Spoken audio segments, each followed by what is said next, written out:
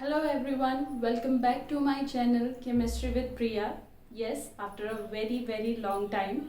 I'm sorry for that, but this time we'll study the important topics of the chemistry with very interesting way. So stay tuned with me.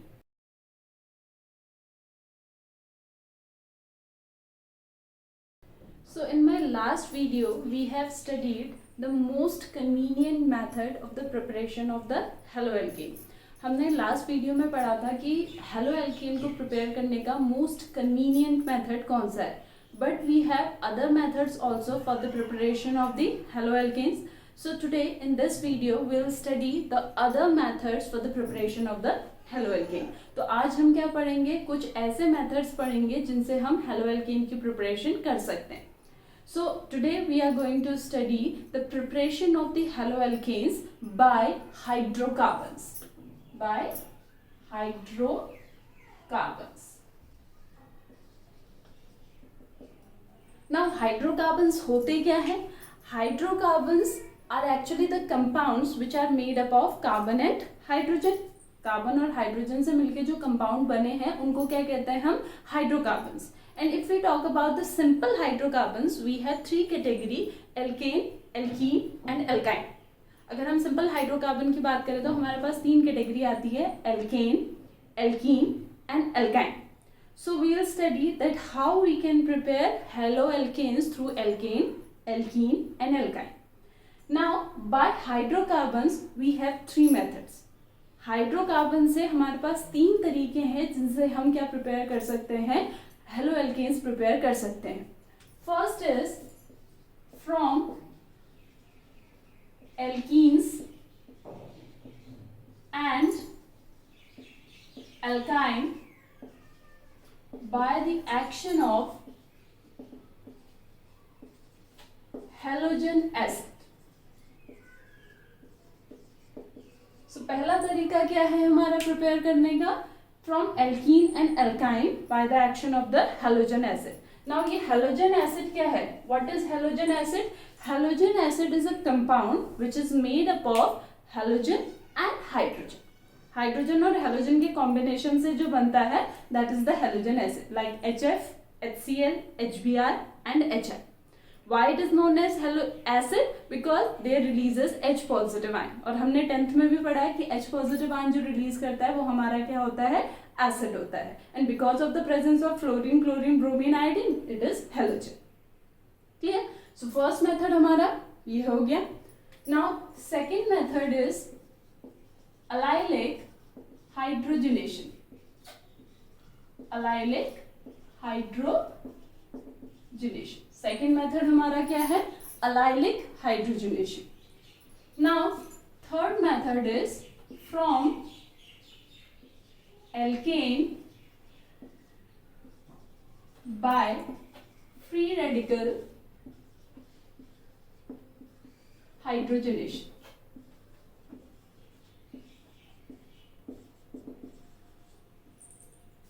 So these are the three methods with the help of which we can prepare haloalkane. और तीनों में हम क्या use कर रहे हैं? Hydrocarbons. तो ये हाइड्रोकार्बन्स की कैटेगरी में आएंगे.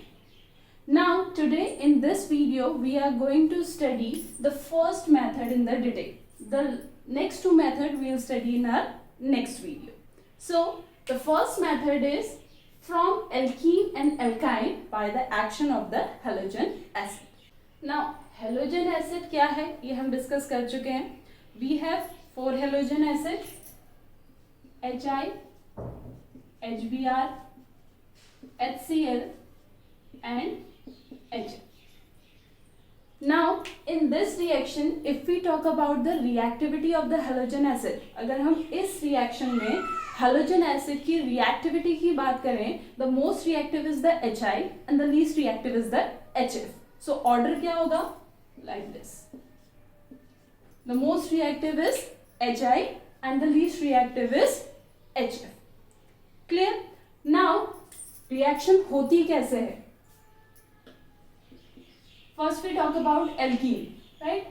CH2 double bond CH2, the simplest alkene, that is ethylene, plus HI. we get CH3CH2R. हमें क्या मिलेगा? CH3 मीन्स हाइड्रोजन एक कार्बन के पास गया एंड आयोडीन दूसरे कार्बन के पास गया. Now this is the simple addition reaction. ये हमारी एक simple addition reaction. This thing is clear. Now this alkene, अगर हम इस एल्कीन को देखें, this is a symmetrical alkene. What is this? This is a symmetrical alkene. Now what is symmetrical alkene? Symmetrical alkene क्या होता है? Symmetrical alkene or symmetrical alkyne, those alkene and alkyne in which the double bonded carbon has the same environment, that is a symmetrical alkene. ठीक है, जो double bonded carbon है, double bonded carbon के साथ अगर सेम एटम सेम ग्रुप जुड़े हैं तो वो एल्कीन और एल्काइन, या डबल बॉन्ड या ट्रिपल बॉन्ड, तो वो एल्कीन और एल्काइन हमारा क्या कहलाता है? सिमेट्रिकल एल्कीन और एल्काइन. नाउ यहाँ पे देखिए, this carbon contains 2 hydrogen and this carbon also contain 2 hydrogen. That's why it is a symmetrical alkene.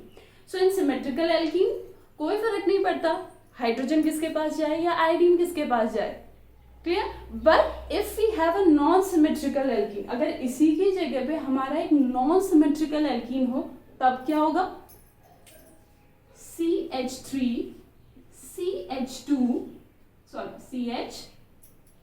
double bond CH2. Now in this case these two are the double bonded carbon. ये दो हमारे double bonded carbon है. इस carbon के साथ एक hydrogen है और एक CH3 ग्रुप है, और इस कार्बन के साथ we have 2 hydrogen. Now both the carbon have different environment. That's why this is unsymmetrical alkene. Now if HI reacts with this unsymmetrical alkene, अगर HI इस unsymmetrical alkene के साथ react करेगा तो यहाँ पे जो addition होगा clear, because reaction same है, so product आपका addition product ही बनेगा, but the addition product is according to the Markovnikov rule, which is according to the Markovnikov rule. Clear. Now Markovnikov rule क्या है? That we study in other video, the detail we will study in other video. But इसके respect में, यानी इस reaction के respect में अगर आपने मार्कोनिकोव रूल समझना है, so we have a very simple and easy way that in this case hydrogen किसके पास जाएगा? Hydrogen went to the carbon which have more hydrogen already. Clear. किसके पास जाएगा हाइड्रोजन? जिस कार्बन के पास ऑलरेडी हाइड्रोजन क्या है? ज्यादा है. आपने यही देखना है. Clear. Now in this here we have 2 hydrogen and in this here we have only 1 hydrogen. आप इसको काउंट नहीं करेंगे क्योंकि ये हाइड्रोजन इस कार्बन के साथ है जो कि डबल बॉन्डेड कार्बन नहीं है, तो आपने सिर्फ डबल बॉन्डेड कार्बन को ही देखना है. सो डबल बॉन्डेड कार्बन में इस कार्बन के पास 2 हाइड्रोजन है और इस कार्बन के पास 1 हाइड्रोजन है, तो हाइड्रोजन किसके पास जाएगा? Where we have more hydrogen, it means this carbon, and iodine जाएगा हमारा यहाँ पे, तो प्रोडक्ट क्या बनेगा? CH3CHI single bond CH3. So this is Markovnikov addition. ये हमारा मार्कोनिकोव एडिशन है. Clear. Now if we take HBr, not HCl, not HI, if we take HBr, now in the case of HBr without peroxide, अगर हम peroxide नहीं ले रहे हैं, clear, अगर peroxide नहीं ले रहे हैं, the addition product is according to the Markovnikov rule. Markovnikov rule के according addition product बनेगा means CH3CH, because here we have I, here we have Br, तो क्या आएगा I की जगह पे? Br, single bond CH3. But if we take peroxide, अगर हम peroxide लेते हैं, CH3CH double bond CH2 plus HBr in the presence of peroxide. Clear.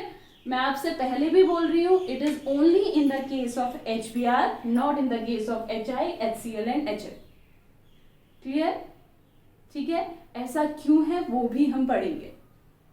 Clear? In the presence of the peroxide, here the addition reaction is according to the anti-Markovnikov rule. The addition product is according to the anti-Markovnikov rule, which is also known as peroxide effect or Kharash effect, which is also known as peroxide effect or Kharash effect.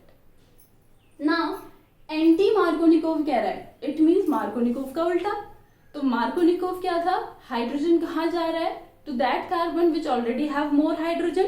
तो anti में hydrogen कहाँ जाएगा, to that carbon in which we have less hydrogen। So hydrogen went to this carbon and we get the product CH3 CH2 CH2 Br। Are you getting the point? In the presence of the peroxide, hydrogen किस carbon के पास जाएगा, जिस carbon के पास hydrogen कम है, that is anti-Markovnikov rule।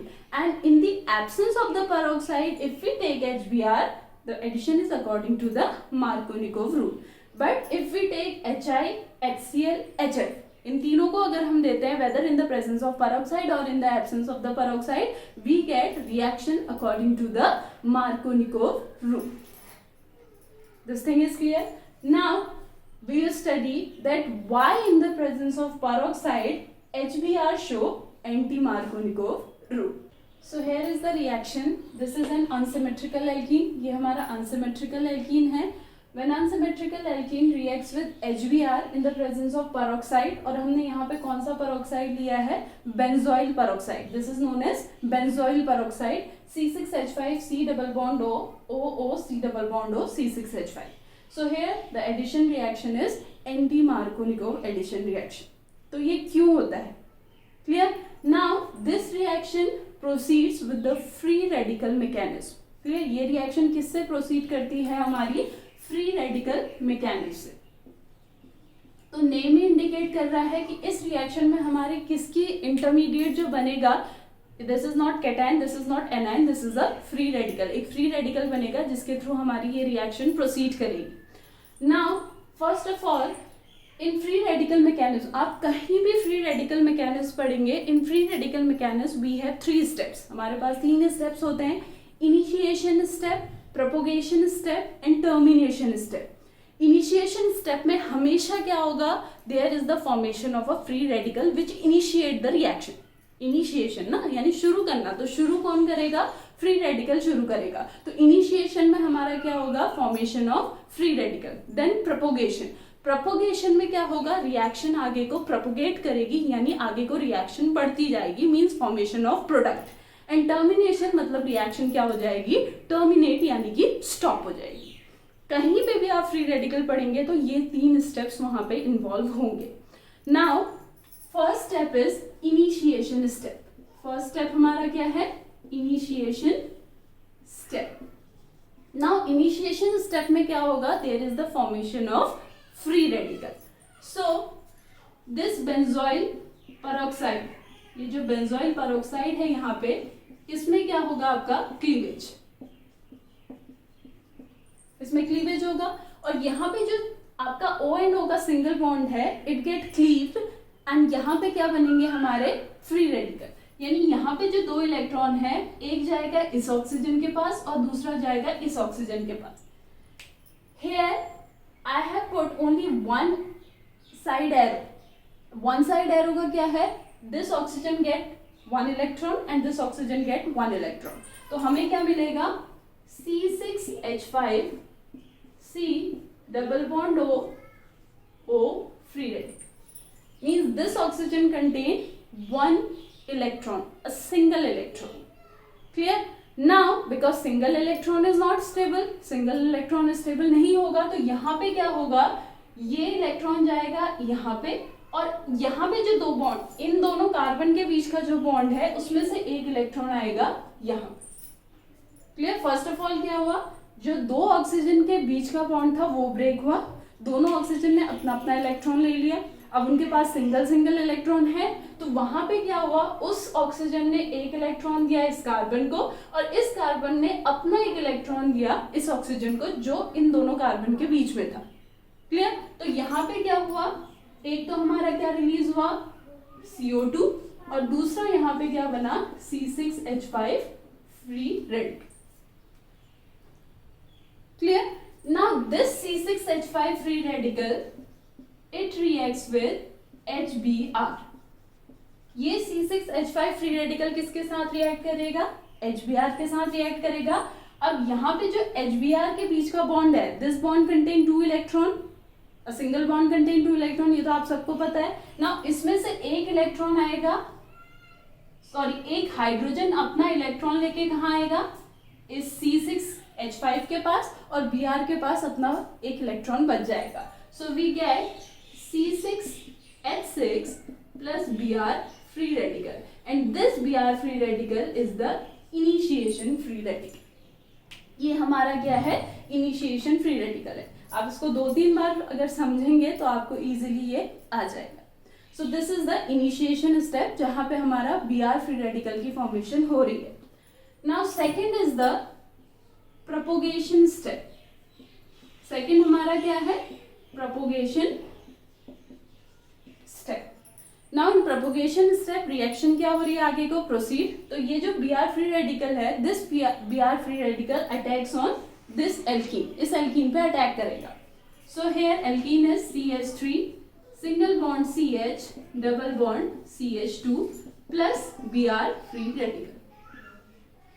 Now when this Br free radical attack on this alkene, इस Br free radical के पास 2 choices हैं, या तो ये इस कार्बन के पास जाएगा या इस carbon, because double bond break होगा तो दोनों के पास पॉसिबिलिटी है जाने की। नाउ हेयर आई है, यहाँ पे मैं इसको फर्स्ट कार्बन मेंशन कर देती हूँ और इसको सेकंड कार्बन। तो जब ये फर्स्ट कार्बन के पास जाएगा, when it went to first carbon, तो फ्री रेडिकल आ जाएगा इस कार्बन के पास, यानी हमें क्या मिलेगा, CH3 CH free radical single bond CH2 Br।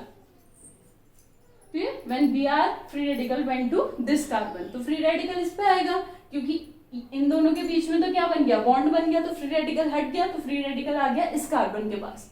Clear? And this is 2 degree free radical. ये हमारा कौन सा फ्री रेडिकल है, 2 डिग्री। अब जब ये Br free radical second carbon के पास जाएगा, तो यहाँ पे क्या बनेगा, CH3 CH Br CH2 free radical। Clear? And this is 1 degree free radical। ये रिएक्शन जैसे मैं कराते जा रही हूँ, आप इसको अपनी नोटबुक में भी वैसे वैसे प्रैक्टिस कीजिएगा, and I am sure you get the point.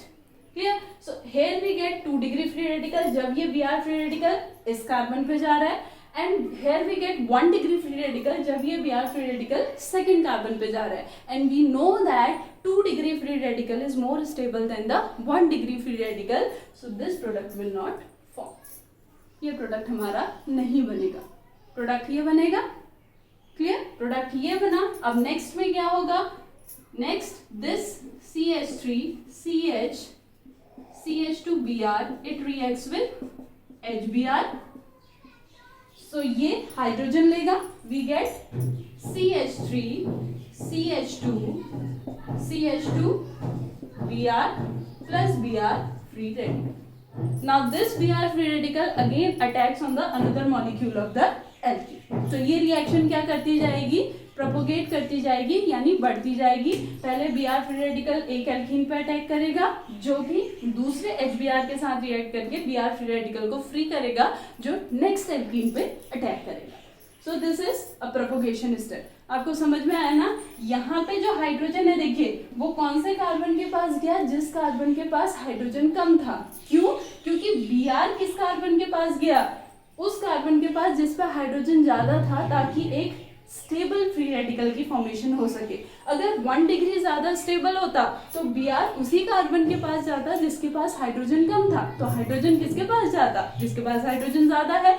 लेकिन because 2 degree is more stable, that's why Br went to that carbon in which we have already more hydrogen। तो हाइड्रोजन को कहाँ जाना पड़ा, उस कार्बन के पास जिसके पास हाइड्रोजन क्या है, कम। Clear? Now third is the termination step. Third हमारा क्या है, टर्मिनेशन स्टेप। टर्मिनेशन स्टेप में क्या होगा, रिएक्शन हमारी स्टॉप होगी। रिएक्शन कब स्टॉप होगी, when two free radical combines. जब दो फ्री रेडिकल आपस में कंबाइन, देखिए इन दोनों स्टेप में क्या हो रहा है, here in these two reactant, one is normal, another one is free radical, one is free radical, another one is normal. तो जब तक ये होगा कि एक फ्री रेडिकल है, एक नॉर्मल है, एक फ्री रेडिकल है, एक नॉर्मल है, तो रिएक्शन प्रोपोगेट करते जाएगी। But when we have both free radical, तो वहां पे रिएक्शन क्या हो जाएगी, टर्मिनेट। सो अगर दो Br फ्री रेडिकल आपस में रिएक्ट करते हैं तो हमारा क्या बन जाएगा, Br2, रिएक्शन क्या हो जाएगी, टर्मिनेट। या फिर ये दो आपस में रिएक्ट करते हैं, CH3 CH free radical CH2Br plus CH3 CH free radical CH2Br। तो ये दोनों कार्बन आपस में रिएक्ट करेंगे, we get CH3 CH CH2Br CH CH2Br CH3। Clear? And third क्या हो सकता है आपका, कि ये दो फ्री रेडिकल आपस में कंबाइन कर जाएं, तो क्या बनेगा हमारा, CH3 CH free radical CH2Br plus Br free radical, we get CH3 CH Br CH2Br। Clear? So in this way there are three ways through which we can terminate the reaction. हम तीन ways के through reaction को terminate कर सकते हैं। So this is a free radical mechanism, जिससे ये clear होता है कि आपका in the presence of peroxide addition किसके अकॉर्डिंग होती है, according to the anti-Markovnikov rule due to the formation of the more stable free radical. इस मोर स्टेबल फ्री रेडिकल की वजह से रिएक्शन हमारी एंटी मार्कोनिकोव रूल रिएक्शन होती है। नाउ योर होमवर्क इज, आपको मुझे इन दोनों कंपाउंड के IUPAC नेमिंग बतानी है। You have to tell me the IUPAC naming of these two compounds. Now हमने स्टार्टिंग में पढ़ा था that if we talk about HBr in the presence of peroxide we get peroxide addition rule, means anti Markovnikov addition product. अगर हम peroxide लेंगे तो हमें anti Markovnikov addition product मिलेगा। But if we talk about HF HCl HI, तो आप peroxide लें या पेरोक्साइड ना लें, we get the Markovnikov addition. Now what is the reason behind this? तो रीजन कहाँ छुपा है हमारा, प्रोपोगेशन स्टेप में। प्रोपोगेशन स्टेप से हमें रीजन पता चल जाएगा। So if we talk about HF HCl HBr and HI, तो प्रोपोगेशन स्टेप किससे बनेगा हमारा, F free radical, Cl free radical, Br free radical and I free radicals. Now in propagation step we have two step. हमारे पास कितने steps हैं, दो step, first step and second step. Clear? जब हम HF की बात करते हैं, इन HF द फर्स्ट, अगर हम यहाँ पे जो, अगर एक वर्ड में आपका क्वेश्चन पूछा जाता है कि why HF HCl and HI doesn't shows anti-Markovnikov addition even in the presence of peroxide, why? तो that is due to the enthalpy change। वो enthalpy change की वजह से, किसकी वजह से, delta H, that is the enthalpy change की वजह से। लेकिन डिटेल में पूछेंगे तो वो enthalpy change कहाँ पे हम मेंशन करते हैं, in the propagation steps। Clear? Now यहाँ पे जो enthalpy change है in the first and the second step, that is negative negative negative positive positive positive negative negative। Now इतना तो आपको पता होगा, when delta H is negative the reaction is exothermic and when delta H is positive the reaction is endothermic।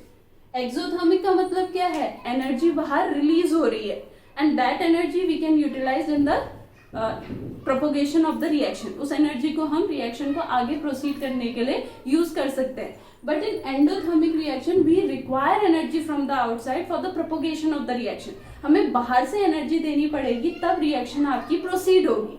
So HF के case में first step, अगर यहाँ पे F नेगेटिव होगा तो रिएक्शन हो जाएगी क्योंकि it is exothermic, energy release हो रही है, बट सेकेंड इज एंडोथर्मिक, यानी इस स्टेप को प्रोसीड करने के लिए in the case of HF, HBr नहीं, in the case of HF जो सेकेंड रिएक्शन है उसको प्रोसीड करने के लिए हमें क्या देनी होगी, एनर्जी देनी होगी.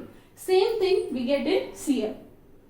फर्स्ट स्टेप इज एक्सो, अपने आप प्रोसीड करेगा, लेकिन सेकेंड स्टेप में हमें बाहर से एनर्जी देनी होगी, तब वो रिएक्शन आगे प्रोसीड करेगी. But in case of HBr both the steps are exothermic, मतलब एनर्जी रिलीज हो रही है और वो एनर्जी रिएक्शन को प्रोपोगेट करने में यूज हो रही है. And in case of HI the first step में हमें एनर्जी देनी होगी, तब हमारा क्या प्रोसीड होगा, second step. And this is the reason why HBr shows peroxide effect. HBr क्या शो करता है, peroxide effect. Clear? I think this is clear to you. And अब अगर हम किसकी बात करें, सॉरी, एल्काइन की बात करें, तो एल्काइन में सिंपल है. अगर हम सिंपल एल्काइन लें, that is CH triple bond CH, तो इसके साथ हमारा जब HI रिएक्ट करेगा, this is according to the Markovnikov rule, so it is CH2 double bond CHI, then again ये किसके साथ रिएक्ट करेगा, HI के साथ, and we get CH3 single bond CHI2. So in this we don't have to study too much. जो हमारा main focus है वो किस में है, हमारा एल्कीन में, जो हम ऑलरेडी पढ़ चुके हैं. So that's all for today. आप इसको पढ़िए and whatever doubt you have, you can ask me in the comment section. Thank you so much.